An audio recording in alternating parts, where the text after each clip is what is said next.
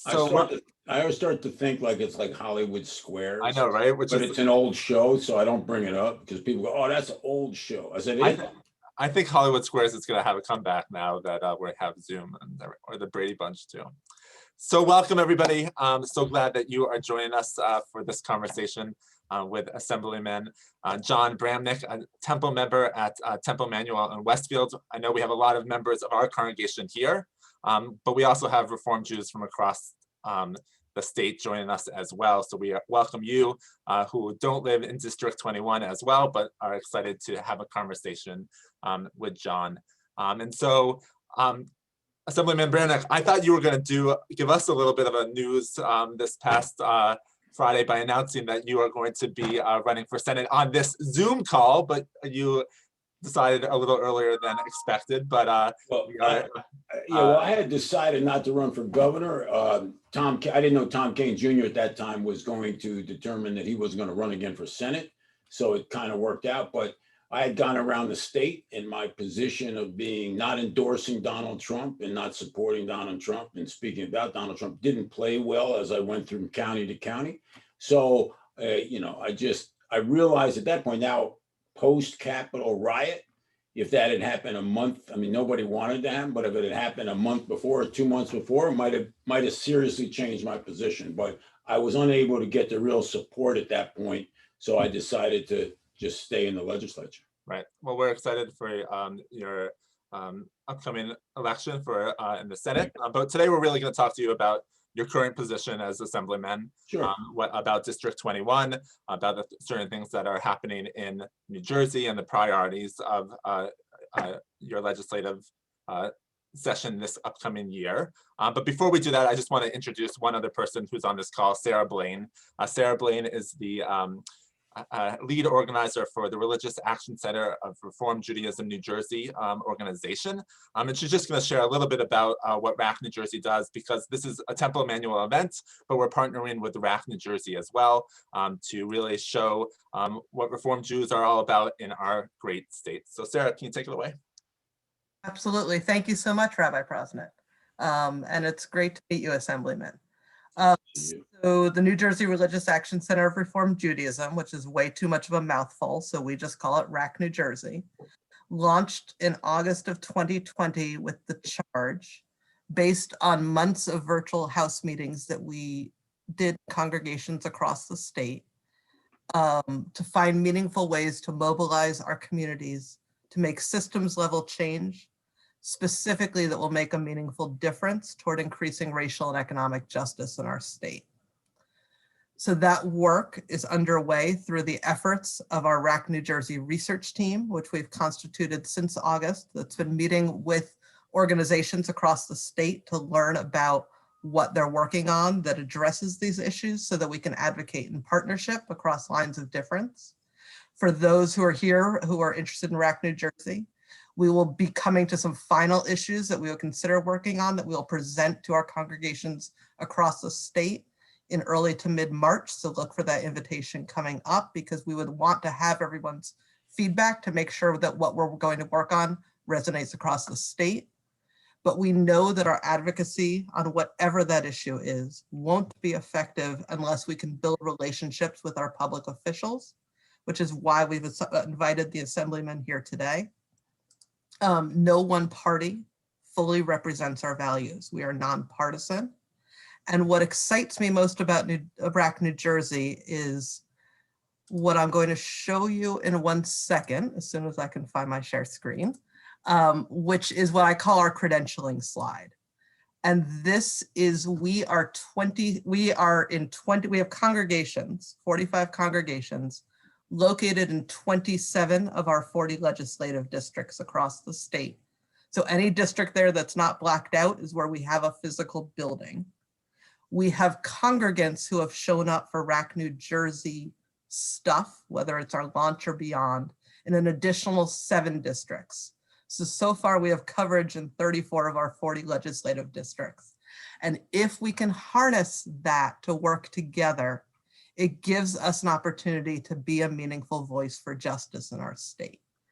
And so if we really understand that work of building public relationships. We do that. We build relationships with legislators across the state, and we learn a little bit about those legislators' stories, why they're in public service, what matters to them. We find common ground, and we ultimately build some public accountability for the bills that they support and the votes that they cast. We really appreciate, Assemblyman Bramnick, that you're here today to join us, to share your wisdom, and help us to teach how we build these public relationships leading to public accountability. Thank you. And with that, I'm going to turn us back over to Rabbi Prosnit and stop sharing my screen. Thank you, Sarah. And so this is a conversation that we hope other congregations will do with their elected officials. I know that another Reform Jew, Senator Weinberg, had a conversation with her synagogue last night. And so we have one with you. And so we are really glad that you're here again. And so, like Sarah said, I would actually love to hear a little bit about why you decided to go into public service. Why is this something that you are passionate about? And then we'll get into a little bit of the legislative questions that a lot of people have already sent in. And there's also a chat box at the very bottom. If you have questions, if we have time, we'll get to those as well. Well, let me first say thanks. Great to be with everybody. I'm still afraid of rabbis. You know, I grew up in Plainfield. I went to Temple Sholem. You know, the rabbi was actually God. And, you know, he would walk in the room and you were scared to death. So I'm still, it's like the principal of the school. I still, no matter how old or young the rabbi is, I'm still a little bit afraid. So I'm a little nervous, Rabbi, because I don't want to do the wrong thing and end up, as I got a couple of times in Sunday school. You're asking about public service. I have to tell you how it's evolved to the point where what I like is, and you hear this, helping people, but let me give you specifics as to about helping people. I got calls today from 90-year-old people or their kids, how to get them a vaccine. When there's a Westfield resident who had late stage prostate cancer and Blue Cross Blue Shield, I believe that was the carrier, wouldn't give him Provenge. And because it was a $100,000 drug, right? This is, the doctor said that's the drug. You get involved in that kind of fight. There was a fight where and this is pretty heavy, but there was a fight that I led to put now I forgot the name, the things that stimulate the heart when someone has a heart situation, a defibrillator, sorry, in the schools. And that was an incredible fight because the legislature didn't. It's little stuff. When you're in the minority, which I am as a Republican in New Jersey, it's hard to do big stuff, but you can do a lot of little stuff. And I have to tell you, every time you get a call and you can help somebody out, that is an absolute biggest deal. And it's probably the thing that where politics has evolved to, that may be the only thing I like. Because the bigger picture is a nightmare. One thing about Loretta Weinberg in 2003, when I got in the legislature, she was still in the assembly. She walked across the aisle and goes like this, welcome. Because at that point, I was only Jewish Republican. I actually made myself the president of the caucus Jewish Republicans in the Republican wing of the building. And Loretta came over just to say hello. So, you know, are there enough of those little things to keep you in public service that makes you feel that this is a good space for you? I'm sorry, I missed the first part of you said, is the little stuff? Yeah, is there enough of that? Is there enough of that? Oh, there's a lot of that because people have problems with not only insurance companies, but cable companies. Some people, you know, it's interesting. I told my mother when she was alive, when she had an issue, call the state representative. Think about this. No matter what area in the state of New Jersey, I have some connection other than the airplanes, right? So over the last 18 years, you develop relationships with every industry, from the medical fields, the pharmaceutical fields, across the board. So you have the access when the Republican leader calls an entity and says, I need help here, they are going to respond. So yes, I have to tell you, if I was unable to do those little things, I don't know if I could stay in public service because the big things have gotten to be extremely partisan and difficult. We'll talk about those in a little while as well. But I'm also interested, this is a part-time legislature. This is not your full-time job. Mm-hmm. So wondering how your non-governmental career might inform some of your political life as well. Well, that's really a good question too, because I'm a plaintiff's lawyer. We don't represent companies here, right? And I started as a plaintiff's personal injury lawyer, and that's what I do. But we do criminal defense, we do workman's comp, but we don't represent companies. The reason that's so important is when I stood up against, let's say, a Blue Cross Blue Shield or whatever it was, and I would get calls, they can't really affect me. Politically, I don't have a boss, right? I'm not put there by other than maybe my wife. And with respect to, you have to look at a legislator and say, if he's in some business, could somebody call his business and say, hey, tell Bramnick not to do this, otherwise we're going to cut off, business? They can't do that because we just represent people on the street. Like, people have been arrested, people have been in accidents. So there is nobody other than my wife who can call me and say, and she does on environmental issues because she's an environmental artist. So other than, and that's really, people when they vote, they need to look deep into who can affect that person. So my part-time job as a legislator works pretty well because when I first started, I spent most of my time in the law office. Now I spend probably 60% of my time on politics. And so let's get into that politics a little bit. Let's have those conversations. So we got a lot of questions about COVID-19. Of course, that's what's on people's minds. Interested a lot around the vaccine, but I was hoping that before you go into the vaccine a little bit, can you tell us a little bit about the trends that are happening in our district? Like what are you seeing with the numbers? Just where are we met about 9 months ago as a synagogue, and we talked about what was happening. And so interested to see what's happening specifically in District 21 with the numbers and the infection rates. Well, generally speaking, I spoke to the governor's office 48 hours ago, and the numbers were incredibly good statewide. I don't know about District 21 per se. And you saw that as well in the national news, that somehow there's been a precipitous drop in new cases or hospitalizations. And they're not sure why, but for whatever reason, the trend right now seems to be good. The epidemiologists and infectious disease doctors are saying, don't read anything into that, but I'd rather have that news than other news. And no one can really account because they don't believe the vaccine has reached the point where it's actually giving immunity to enough people. So once again, the docs are going to have to explain that, but I'll take that good news. Good. So the vaccines, a lot of frustration about how to get vaccines. As a synagogue, we are calling our members who do not have email or internet and trying to get vaccines for them. We've been a little bit successful. 2 or 3 people. It feels like a race that once there's a couple spots, then you have to get in. If you're a minute late, you're not getting it.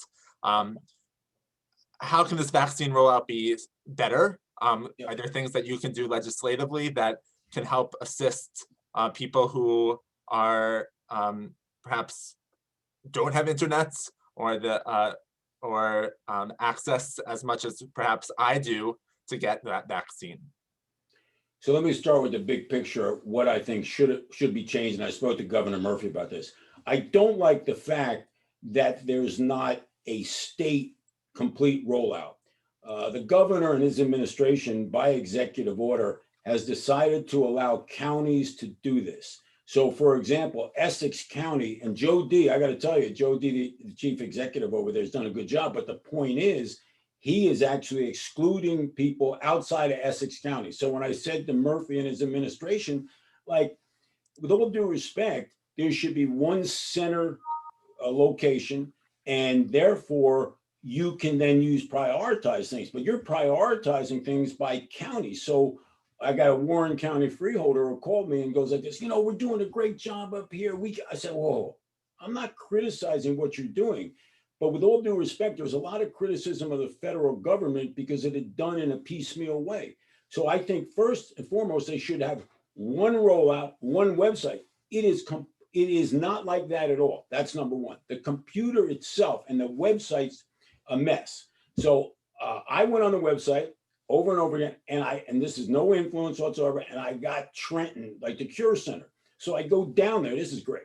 I go down there with my wife. This is about a week ago, and we get our shots. And I say, well, when do I get my next shot? They says, oh, well, I don't know. I said, well, can I ask you a question? Aren't we supposed to have it this 28 days from now? She goes, I don't know. It's the state. You know, the state. I said, okay.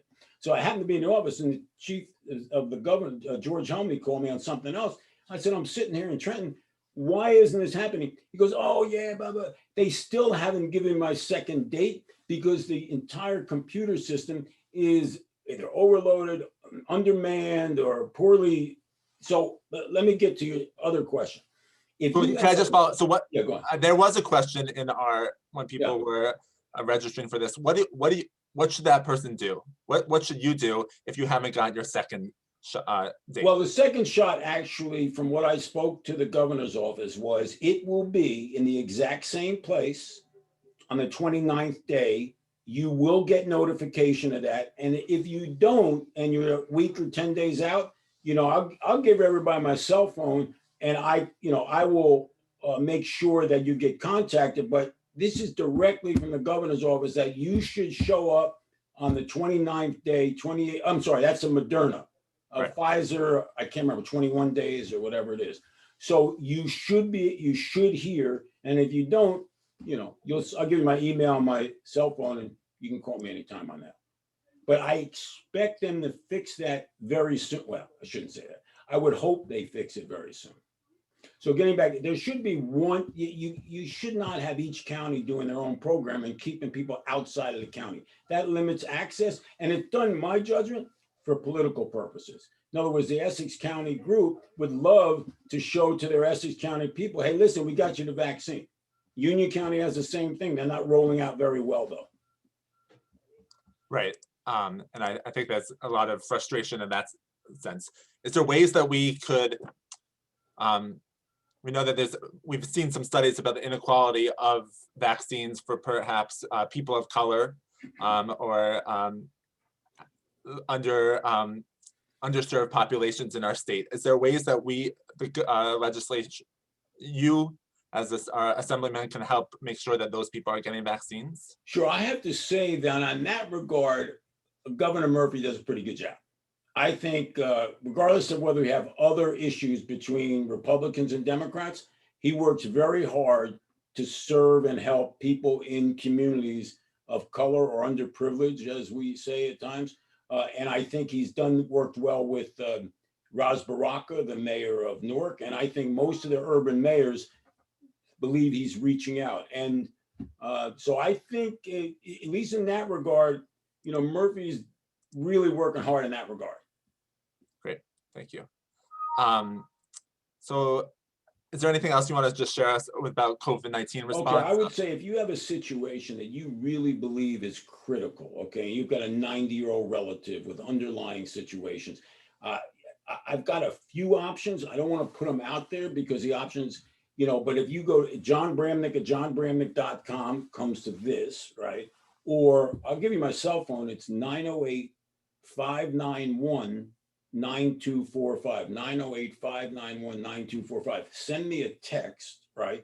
If you call me, if I don't recognize a number, I think it's a new warranty on my car. Yeah. So if you text it, then I'll call you, or I'll somebody in my office call. And if it looks like a situation, because if I get 100 of them, I probably can't solve them. But if I get 10 which critical situations, I think I can solve them. I've got a few ways to do that, but it takes, I have to plead my case to those respective people. Thank you. I think the access is amazing. The other thing is, if you do go on, as I said, apparently Essex County is pretty efficient. Somebody went there and did you work or live in Essex County? And the person said work, and then they showed up and they said you work. They didn't even ask him, but he was going to say, well, I have clients here and I come to Essex County and work. So I'm not sure they're going to you know, I'm not sure they're going to throw you out of the county. Like you come in and you got a date. Right. You know, I don't think you're breaking the law. I don't think it was going to charge you by charge you with some criminal offense because you're from Union County, you went to Essex. Warren's doing the same thing. So I'm just telling you, you know, I'll be honest with you, I'd show up. Mm-hmm. You know, I'd say I do work in Essex County. I represent people in Essex County in my law office. Right.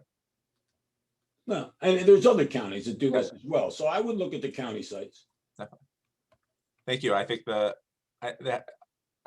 I felt a lot of anxiety from my congregation and other people about how to get a vaccine, and I hope we encourage people to get those vaccines so we can get our life as back to normal as possible, get our students back in schools safely in a right way. And I think the more access, and hopefully we'll continue to get those vaccines in our district as well as in our state, so we can continue to get back.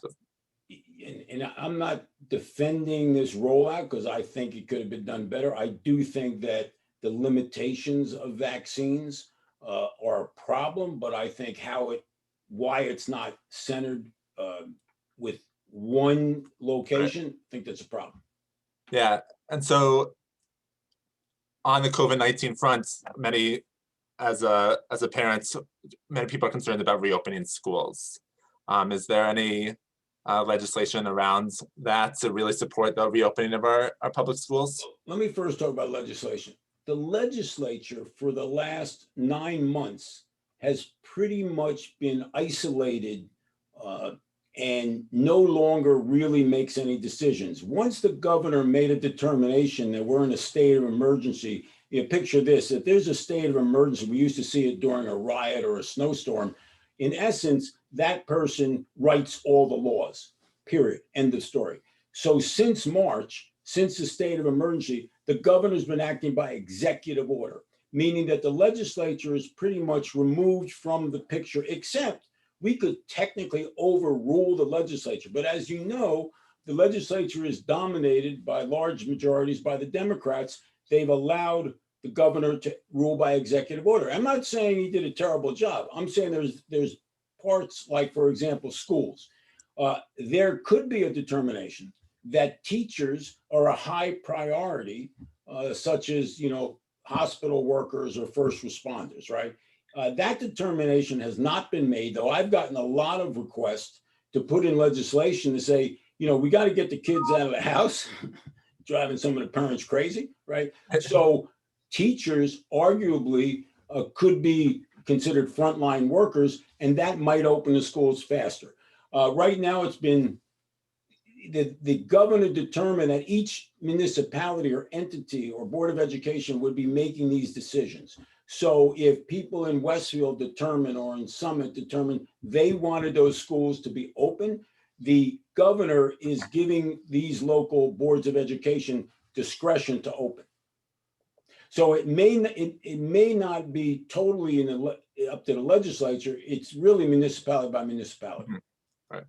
I'm getting some comments saying, right, teachers should have been should be higher, perhaps higher on that list, and questions about how are our students going to be able to catch up from a year of hybrid learning or just virtual learning as well. I think is like a big concern. Yeah, I think teachers, because they affect more than themselves, they affect their students and they affect the learning process. So absolutely.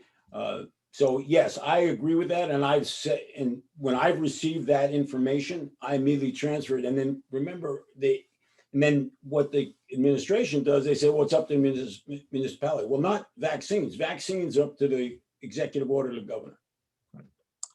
So I want to change a little bit of the conversation, not just COVID-19, though it's, I'm sure we'll come back to that at the end. If you have any questions, please put in the chat box about COVID-19. But we did get some other questions about certain legislative priorities for individuals as with the reform movement. But before we go into that, I was wondering if there are legislative priorities for you in 2021.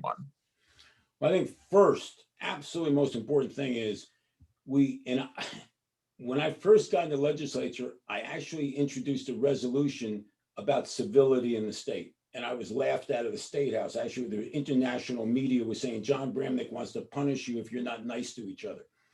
I don't know why that was a priority, but early on in my career, it took me 10 years to pass the civility resolution. The first thing that has to be done by leaders in the legislature is to show that they don't hate each other, that they work together and they respect each other. Without that, you saw our society almost collapse. So this hate language, this us versus them stuff has to be #1 priority because you can't get to anything else. You think is that a problem in the new? Do you feel like there's that? No, I don't. Actually, we get along pretty well. But think about this: we actually meet together as a body. If you think of the House of Representatives, they don't really meet.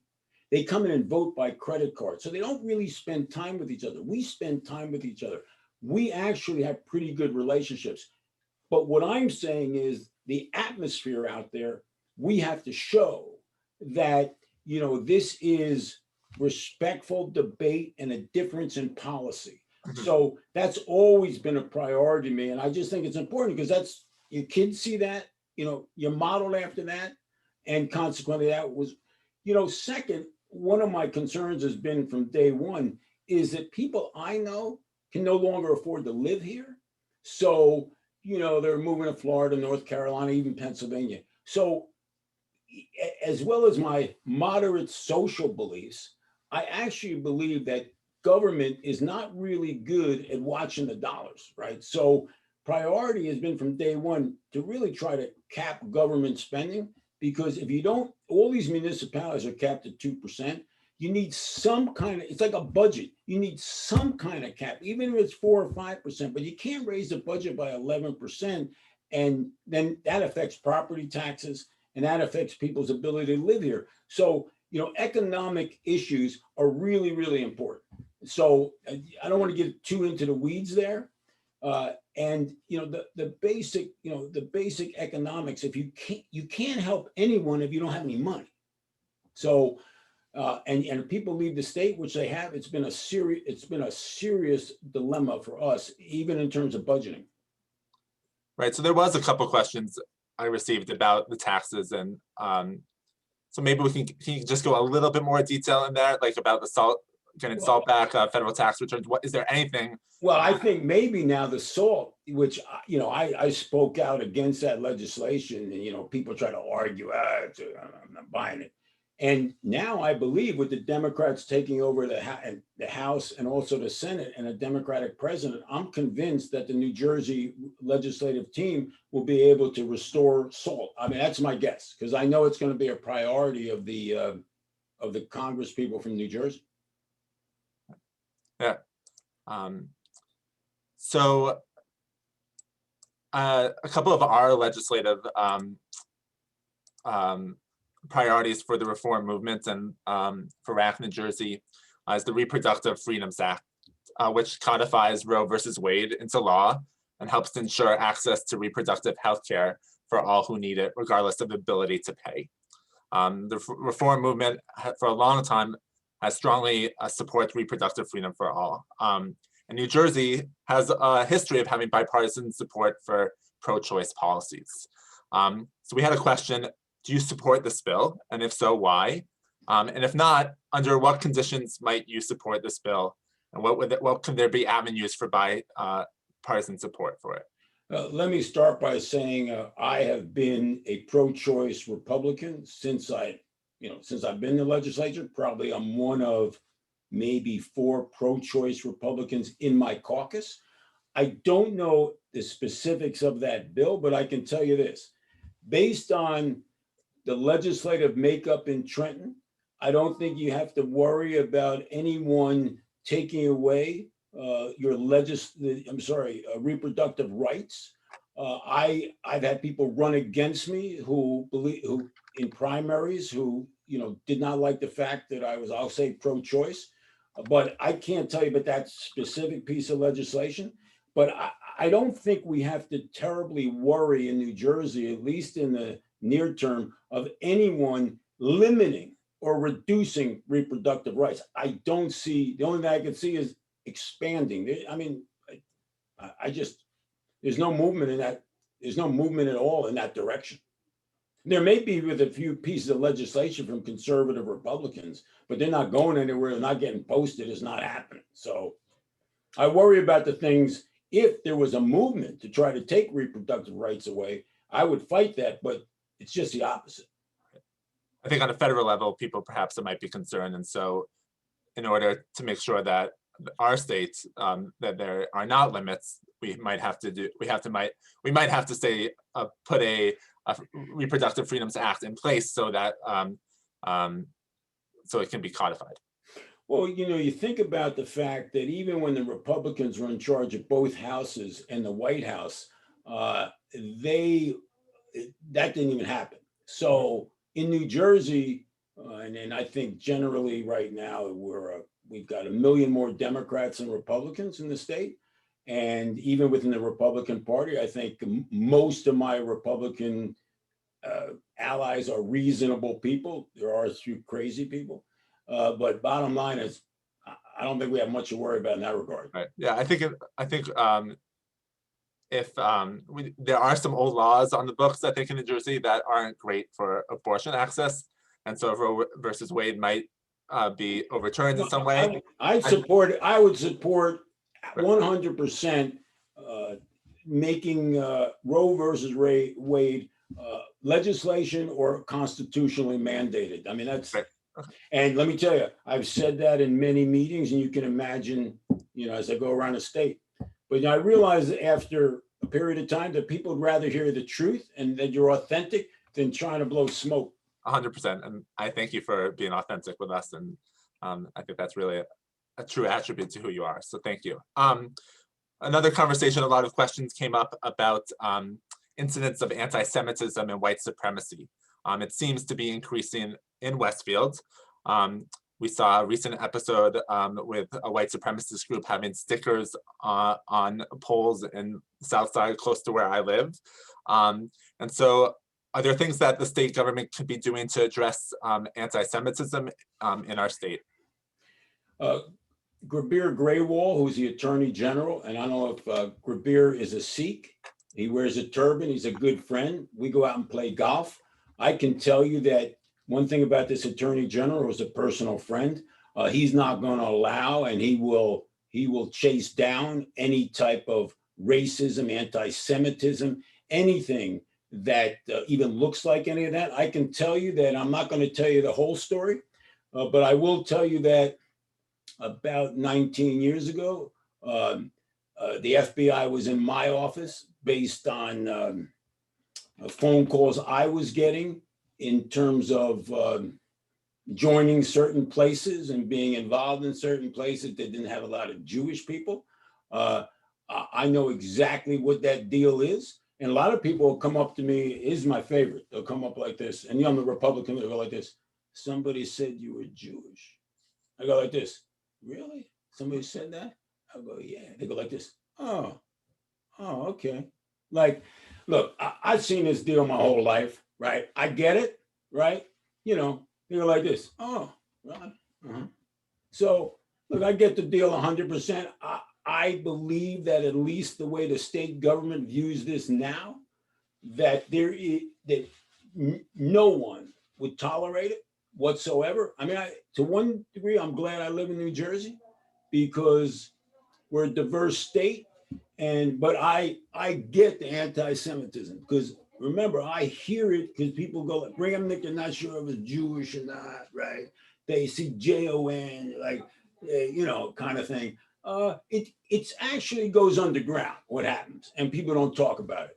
But and they'll say it in certain ways, like, you're a pretty good guy for a Jew, that kind of. I said I really appreciate that. That's nice. I appreciate that. Right. Yeah, I do think it's a concern of ours. Yeah, it should be because it's been here for thousands of years and it ain't going away. It has to be careful. It has to be carefully watched. And, I have to tell you that hate speech that we saw coming out of that White House, right? Encouraging people to hate is a serious tool that can be used and authorize people to talk like that. And once people feel encouraged or emboldened to do that by a leader, you're going to have more of that. So be honest with you, that's why I never endorse this president and I never support him. Right. Period. So, can we talk a little bit about that and what we saw in the insurrection at the Capitol? Are you concerned about your safety at the state Capitol because of the violence of those threats? And do you think there's going to be changes in Trenton about our access? Like, one of the greatest things I believe is that we can go down to Trenton and we can walk into that building and sit down with you or watch you legislate, and we can watch you vote. Are those things going to change? No, they've only changed because of COVID, and I'm going to go to the security issue in a minute, but let me go to the COVID issue. One of the problems with COVID is the legislature and even local towns don't have the public there. That is dangerous. Really, you want the public there at the meeting, willing to speak. When I was a councilman in Plainfield, we saw 30 people in the audience. We go, uh-oh, what's going on, right? So I can tell you that the sooner the better that the public shows up at committee meetings, at the council meetings, at freeholder meetings. Really very, very important issue. And the media has brought that up. Now we'll go to security. First of all, I'll be 68 this month. I ain't that scared. Like, I may be scared of a diagnosis or something, or something to have my grandchildren. I'm not really that scared about my safety. I might have been 20 years ago. I'm not. It doesn't scare me. As the Republican leader, I do have a trooper with me full time. I don't have him most of the time. There have only been once or twice where I've asked the trooper to, stay around a little bit. But do I think what happened and what this president did and what well, Mike Chertoff, Mike was the Homeland Security Secretary. He was from Westfield. He was from actually Elizabeth and then Westfield. And Jay Johnson, we all had dinner over at Mike Chertoff's house, both of them Homeland Security Secretaries, one for President Bush, one for President Obama. They said a year ago, and Chertoff said this 5 years ago, one of the smartest human beings on earth. He said, this right-wing white supremacist group is the biggest threat to our democracy. Now, this, I asked him 5 years ago, aren't you worried about Iran? He said, no. We got that pretty much under control. But homegrown terrorists are a true threat. He still believes that. I speak to him regularly.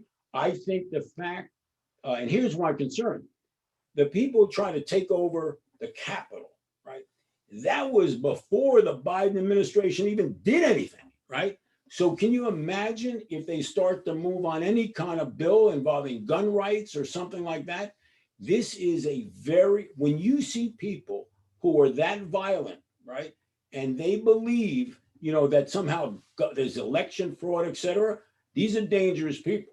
So I would say, no, I'm not worried about my security. And I think the State House, because we have metal detectors, I have no doubt you'll be able to continue to appear. But I can tell you, I think based on what I heard from Homeland Security secretaries, this is a serious and long-term threat against the nation. Thank you. So speaking about that and who sits in the State House, there is an election coming up. All 120 seats of our state legislature, as well as the governor, is going to be up for election in November. So I'm interested in knowing some effective ways to balance election security, but also the ballot access in our state. And so I was wondering your thoughts on that. Okay, election security, it's interesting. You hear a lot about election fraud. Look, the federal courts, number one, looked at every one of these lawsuits, 60 plus lawsuits, okay? These federal judges, and I say this to Republicans all the time, these federal judges, some of them are Republican appointees, some of them are Democratic appointees. They found nothing, okay? In New Jersey, when you have mail-in voting, you're going to have some irregularities, some, okay? But this sense like there's overwhelming election fraud. Let me give you an example. Will prove to you that election fraud in New Jersey, it didn't occur. In Monmouth County, a Republican county run by Republicans, Christine Hanlon, the clerk, won by 70,000 votes.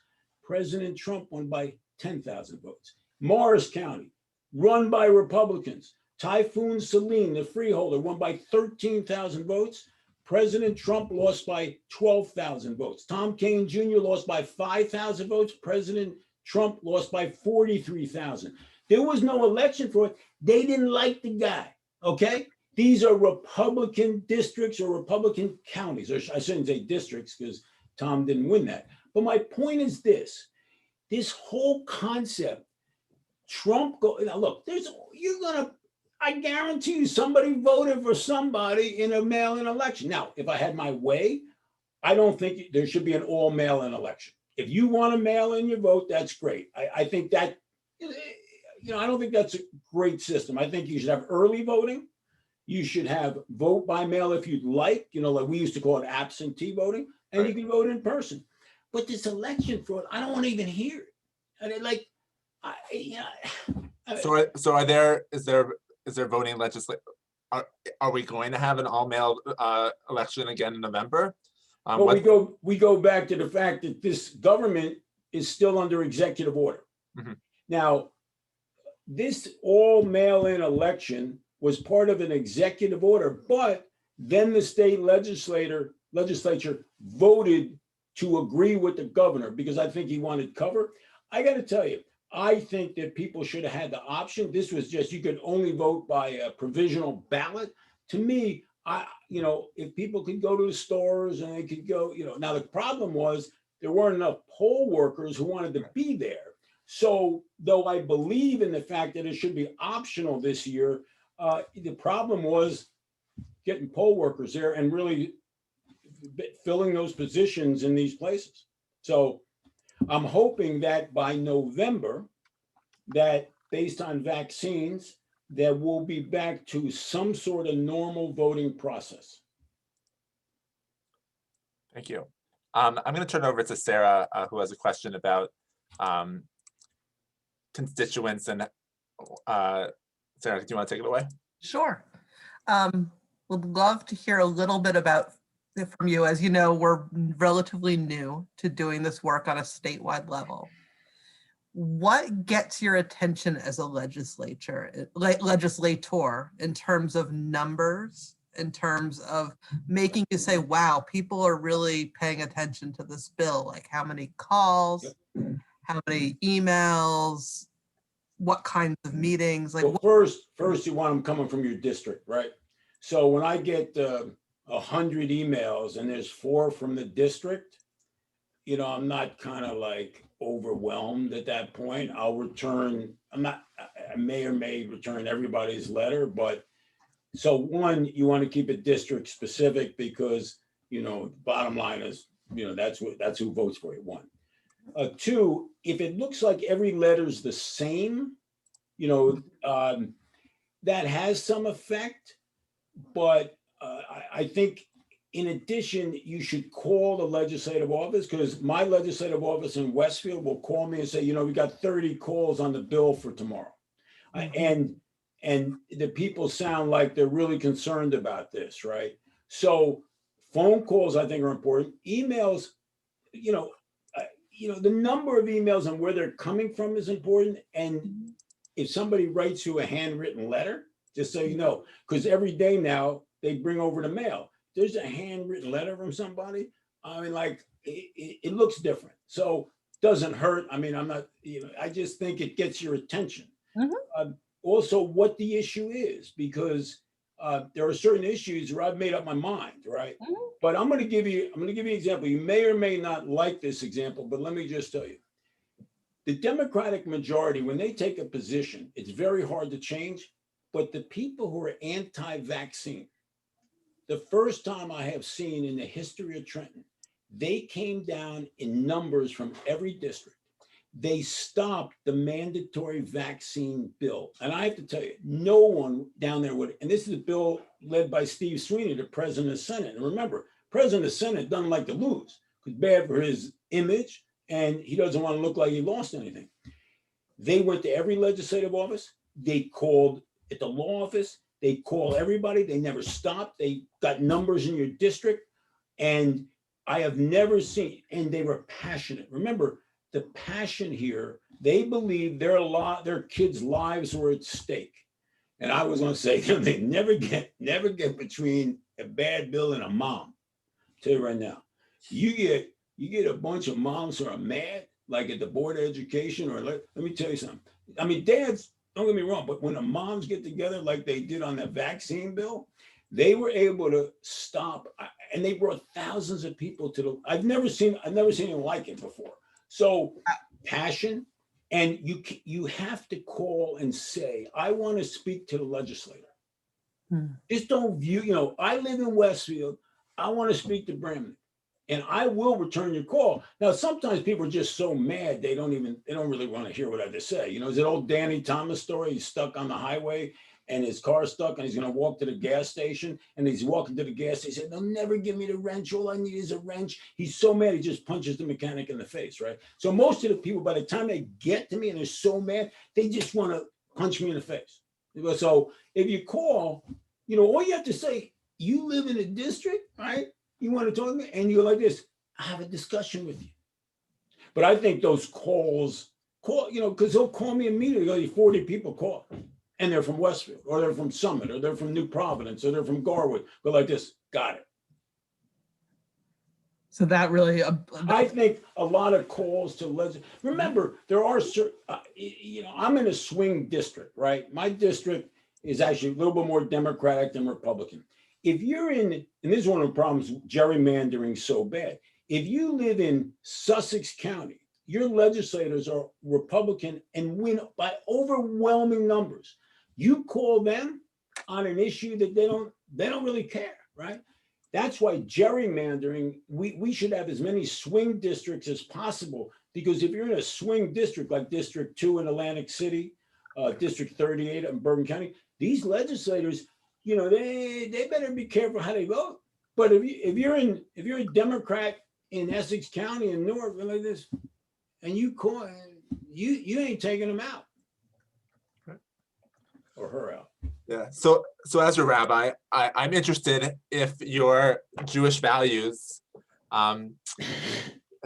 help you think about how you legislate.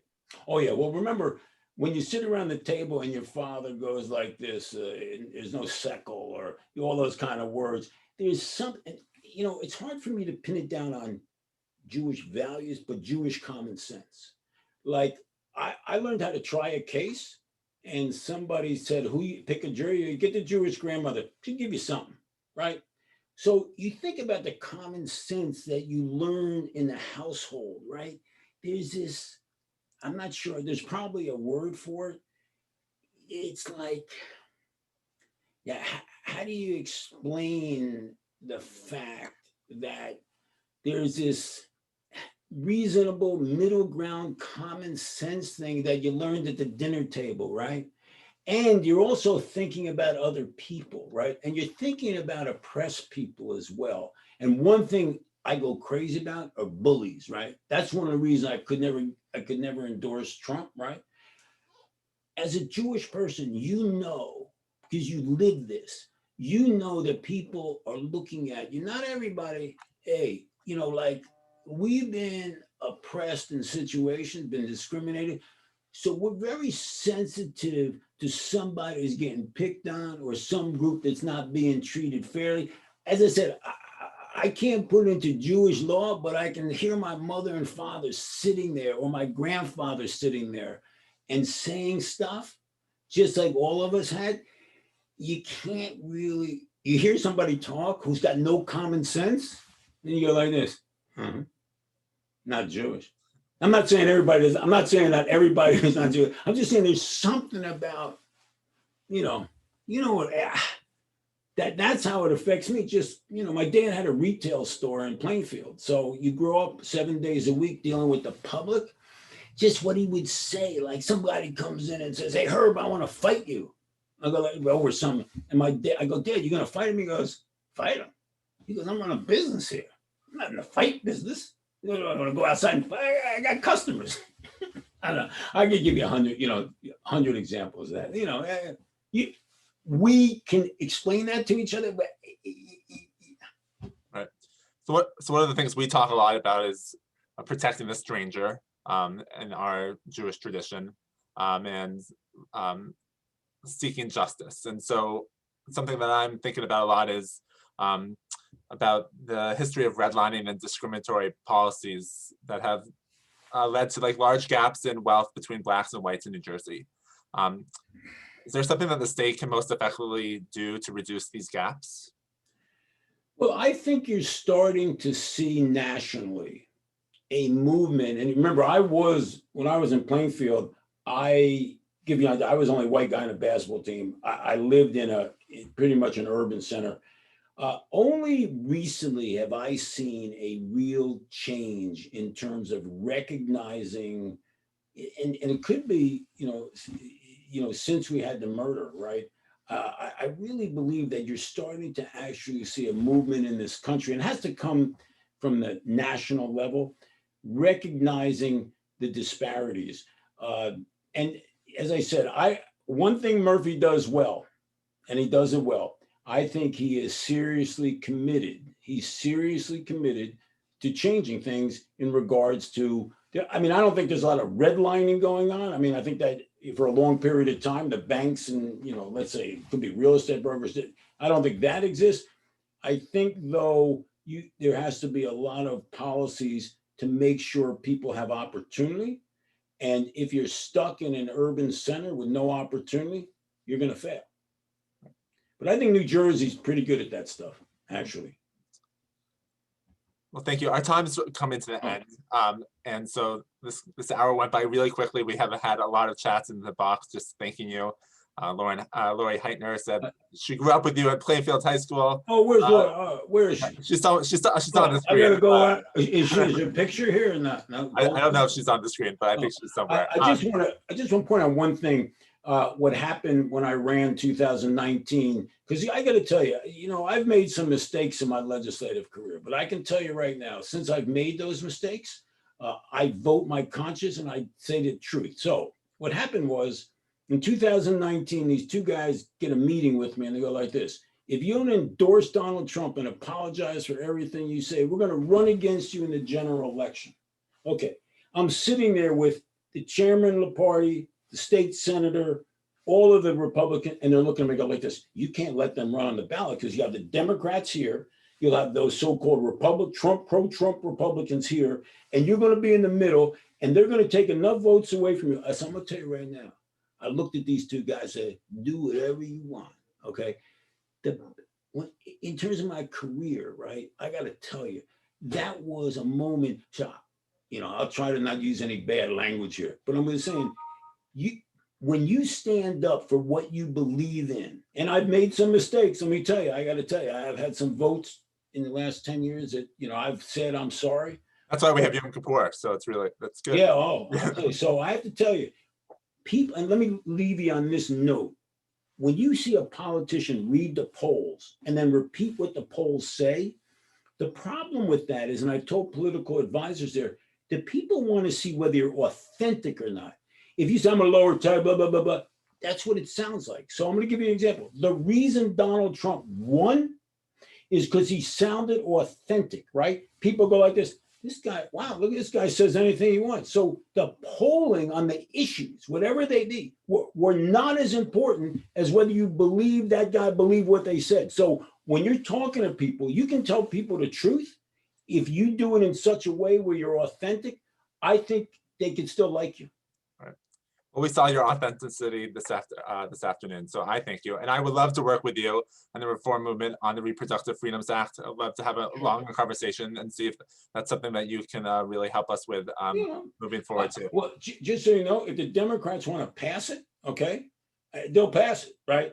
As I said, I'm sure I don't have any objection to it. I think it would be great to have some bipartisan support as well. So that's something I would love to continue to explore. I don't think that's going to be a problem. Okay. Good. I'm already, as I said, I'm already a little bit left in my caucus.